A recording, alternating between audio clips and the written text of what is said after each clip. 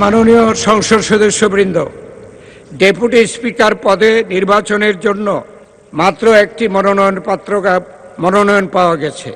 এই অবস্থায় barrister Kaiser Kamal deputy speaker পদে নির্বাচিত হয়েছে বলে ঘোষণা করা যেতে পারে, কিন্তু কার্যপ্রণালী বিধির ৮ ও ৯ বিধিতে ডেপুটি স্পিকার পদে নির্বাচন সম্পর্কিত প্রস্তাব ভোটে দেওয়ার বিধান থাকায় আমি প্রস্তাবটি সংসদের সামনে পেশ করছি।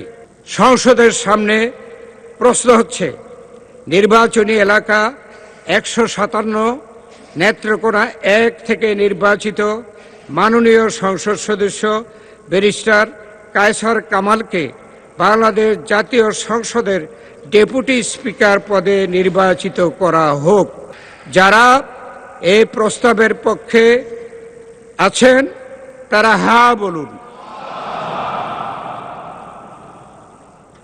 যারা এই প্রস্তাবের বিপক্ষে আছেন তারা না বলুন।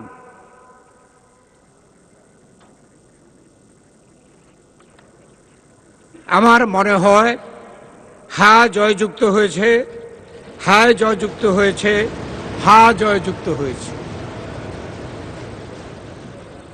অতএব মাননীয় সদস্য ব্যারিস্টার কায়সার কামাল সর্বসম্মতিক্রমে ও বিনা প্রতিদ্বন্দ্বিতায় বাংলাদেশ জাতীয় সংসদের ডেপুটি স্পিকার নির্বাচিত হলেন।